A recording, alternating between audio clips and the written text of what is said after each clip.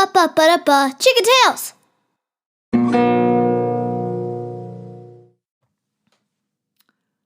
Hello, and welcome to Chicken Tales. I'm so happy you've joined us today. My name is Sarah, and this is episode 11. Today we have a story from William and one from Maeve. Also a joke and a silly activity of the day. So find a chicken or someone else you love, snuggle up, and get ready to listen to some Chicken Tales. Our first story is by William, and it's called The Monkey and the Banana. Chapter 1, The Stuffed Banana. Once upon a time, there was a monkey who lived in the rainforest, and his name was Monkey. One day he heard a buzzing sound and thought it was a chainsaw, but then he found out it was just a bee.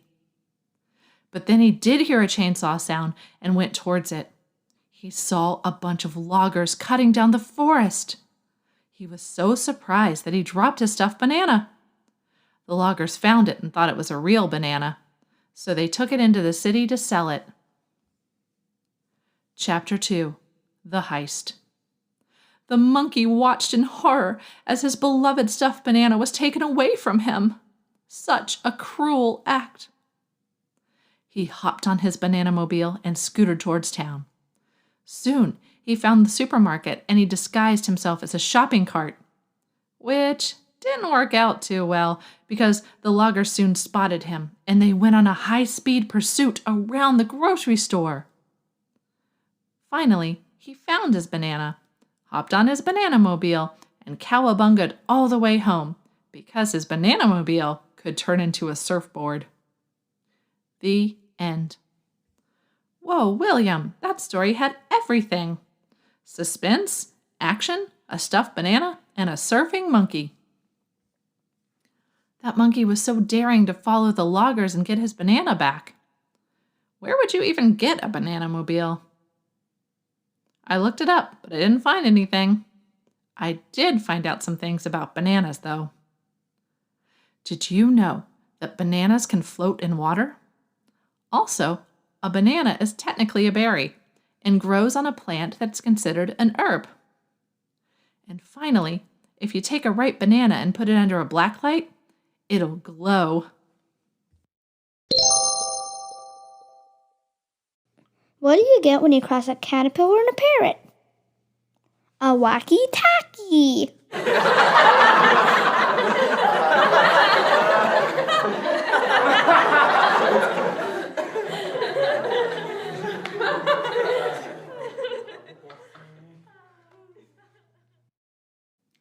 Our second story is entitled Penny the Vampire Pencil and the Fred Affair, and it's by Maeve.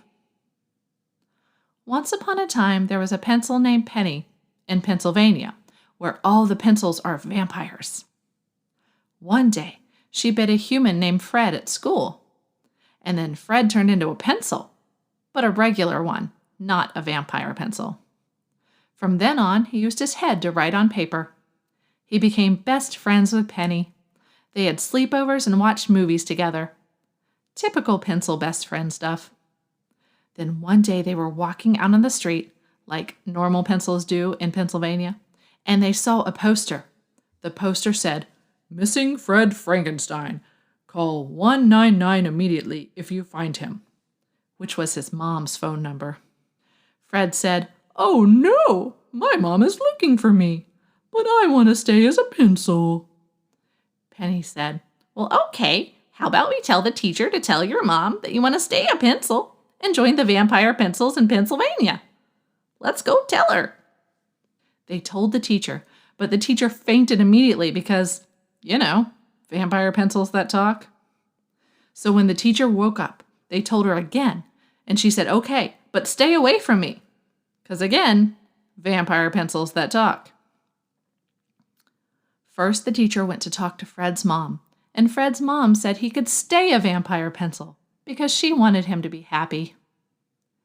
After that, the teacher went screaming out the door to the grocery store and bought garlic to put in her house and also on her Christmas tree because it was Christmas time. I bet you're wondering what pencils do at Christmas. They doodle a tree on a piece of paper and hang it on the wall. Penny and Fred went to the park to play with their vampire pencil friends and lived happily ever after. The end. Maeve, what a crazy story. I didn't even know about vampire pencils. And now I need to check all the pencils in my house and see if they can talk. Do you think they will? Are any of you listening from Pennsylvania? Will you let us know if your pencils can talk? And if they're vampires? Do they celebrate any other holidays by drawing something and putting it on the wall? I hope they do. Next up, the silly activity of the day. For today's silly activity, choose a banana and carve a face into it with a toothpick or fork. Give it a few hours and there you have it, a new friend. Give your banana a name and carry it around with you all day long. Be sure to introduce your new banana friend to your family and let it eat dinner with you. Tell each other jokes and try to make your banana friend laugh.